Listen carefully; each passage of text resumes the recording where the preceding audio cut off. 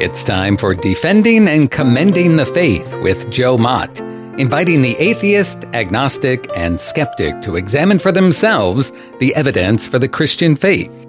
We are all limited by what we do not know and by the things we think we know but are not true. Dr. Joe Mott earned his PhD at LSU and was a distinguished math professor at Florida State University for 38 years, helping to write 3 math textbooks and authoring over 30 research articles in math. He is now the host of this radio program, Defending and Commending the Faith. Here is Joe Mott. Hello to everyone. Welcome to the program. We've been discussing Voddie Baucham's 4 questions that can be used to test the quality of worldviews. Who am I? Identity. Why am I here? Meaning. What is wrong with the world? Morality. How can what is wrong be made right? The Christian's calling. I suspect that the question of where did I come from, origin, can be entailed by the question of identity. Moreover, the question, where am I going, destiny, could be entailed by the Christian's calling question. So keep the idea that 6 questions could be used for a test for any worldview. This is not as detailed as the 9 tests given in A World of Difference by Kenneth Richard Samples. Recall that I have said that a worldview is an all-encompassing perspective on everything that exists and all that matters to us. It is a frame of reference, a prism through which one makes sense of life and death, a way of viewing or interpreting all of reality, a collection of assumptions about the way reality is structured.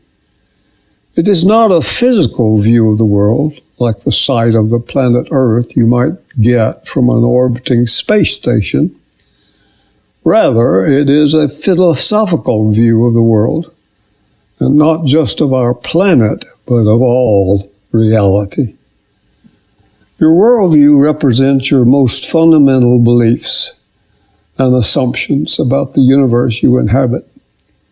It reflects how you would answer all the big questions of human existence, the questions we ask about life, the universe, and everything. For example, is there a God? What is truth? Etc. Controversial ethical issues such as abortion, euthanasia, capital punishment, homosexual activity, transgenderism, etc., are powerfully impacted by worldview considerations. Therefore, it is critical to have a view that is genuinely clear and distinct. Worldviews are like cerebellums. Every human being has one, and we can't live without them, but not everyone knows that he has one. That is a quote from What's Your Worldview by James N. Anderson. The important question, is my worldview a good one or a bad one? History is part of our worldview. We ignore history at our own peril. If we want to have guidance about future courses of action, we must always look to the past to understand how certain cultures, religions, and societies have behaved and are likely to behave in the future. Today, I wish to continue my discussion of the Islamic worldview and determine its quality. I have already shown that Allah and Yahweh are vastly different in character and nature. Only one can be true. I have said Allah is the false one. During the 9th month, Ramadan, in the Arab calendar in 610 AD, an Arab businessman named Muhammad ibn Abdullah had an experience, either real, imagined, or invented that changed the history of the world. Every year at this time, Muhammad would retire to a cave outside of Mecca where he prayed, fasted, and gave alms to the poor. According to Karen Armstrong in her book, Islam, A Short History, Muhammad had long been concerned that the Arab society was in a crisis. In recent decades, his tribe, the Quraysh, had become rich by trading with the surrounding countries. Mecca had become a thriving mercantile city. But in the rush for wealth, some of its old tribal values and practices had been lost. Instead of looking after the weaker members of the tribe as the nomadic code prescribed, the Quraysh were now intent on making money at the expense of some of the tribe's poorer clans. Arabs knew that Judaism and Christianity, practiced in the nearby Byzantine and Persian empires, were more advanced than their own pagan traditions. For one thing, Allah, the Arab God, had sent the Arabs no prophet and given them no scripture in their own language.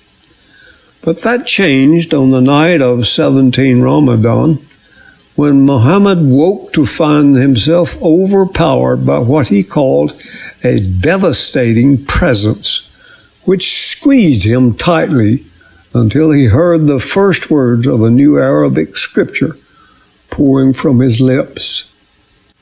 Over the first 2 years, Muhammad kept quiet about his experience, but confided only to his wife Khadijah and her cousin Waraqah, a Christian. Both were convinced that these revelations came from God, but it was only in 612 that Muhammad felt empowered to preach and gradually gained converts. Muhammad continued having these experiences, and the Quran was revealed to him verse by verse, surah by surah, during the next 21 years, making Muhammad the conduit for Allah revealing his will. So now Islam had a scripture. Moreover, as a result of his revelations, Muhammad became the prophet for all times and places, the final and supreme prophet. Now Islam has its own prophet. Muhammad created a new religion that would eventually be called Islam, meaning surrender. A Muslim was a person who made this submission of their entire being to Allah and his demand that human beings behave toward one another with justice, equity, and compassion. It was an attitude that was expressed in the prostrations of the ritual prayer, which Muslims were required to make 3 times a day. Later, this prayer was increased to 5 times daily. Muhammad had acquired a small following and eventually had some 70 families that converted to Islam. At first, the most powerful men in Mecca ignored the Muslims, but by 616, they had become extremely angry with Muhammad, who they said reviled the faith of their fathers and was a charlatan who pretended to be a prophet. They were especially incensed by the Quran's description of the Last Judgment. On the last day, Arabs were warned that the wealth and power of their tribe would not help them. Each individual would be tried on his or her own merits. Why had they not taken care of the poor? Why had they accumulated fortunes instead of sharing their money? The powerful men construed this as striking at the heart of their dog-eat-dog commercialism, and were not likely to look kindly on this kind of narrative. So opposition to Muhammad and Islam grew. The powerful leaders in Mecca feared Muhammad was plotting to take over the leadership of Mecca. Relations deteriorated rapidly, and the city boycotted the Islam clan, forbidding the Quraysh to marry or trade with the Muslims. This meant that no one could sell them food. The ban lasted for 2 years, and the food shortages may well have contributed to the death of Muhammad's wife. Thus, Muhammad was ready to listen to a delegation of chiefs from Yathrib, an agricultural settlement 250 miles north of Mecca. Eventually, by 622, the Muslim families slipped away to Yathrib and renamed their settlement Medina. This migration marks the start of the Muslim era, because it was at this point that Muhammad was able to implement the Quranic ideal fully, and that Islam became a factor in history. So Islam was chased out of Mecca, took refuge in Medina, where in time Muhammad raised an army to protect their religion from opponents in Mecca and the regular citizens in Medina. In the beginning, Muhammad's revelations sounded peaceful. That's the Mecca period. But when he acquired his army, the revelations changed, and his religion became militant. Do you think these revelations came from Yahweh, the loving, gracious, merciful, forgiving God of Abraham, Isaac, and Jacob, the God of the Bible? I think from what follows about the Islamic history, you will be convinced that Muhammad's revelations now were not from Yahweh. The following information comes from the book Islam versus the United States by Nicholas F. Papanicolau. If you need additional information, this book can supply that. After gaining an army, Muhammad then unleashed an unprecedented torrent of fear, bloody conquest, and forced conversion to Islam. In 629, Muhammad challenged the Byzantine emperor. Soon after, Islam was laying siege to the gates of Europe, attacking the Byzantine Empire on the east and the soft underbelly of Europe in Spain, France, Greece, and Italy.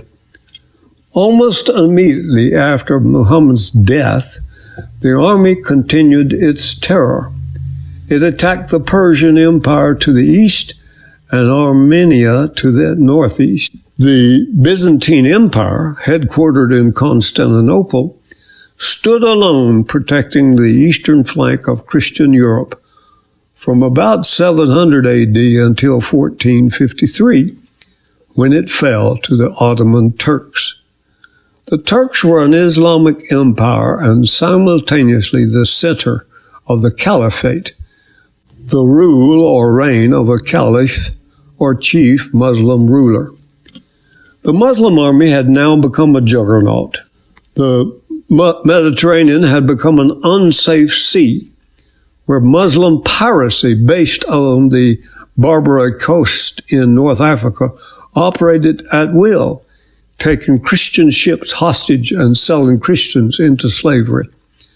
By the 16th century, the situation in the Mediterranean was so desperate that 20,000 Christians were being abducted by Muslim pirates every year from the coastal zones of Greece, Italy, France, and Spain, and sold into slavery in the bazaars of Algeria. Nothing and no one was safe. The Christian kingdoms of Europe eventually attempted to band together in the First Crusade in 1095 AD to counterattack and limit the expansion of Islam and to retake Jerusalem. Let me pause to address another point of misinformation. Militant Muslims repeatedly claim that they took up arms to fight the Crusaders. The implication is that the Crusaders were the first aggressors. Nothing can be further from the truth. The Muslim aggression and conquest all along the coast of the Mediterranean had turned the Mediterranean Sea into a Muslim lake well before the First Crusade. Allow me to end this episode by reminding you to exercise daily. Walk with God.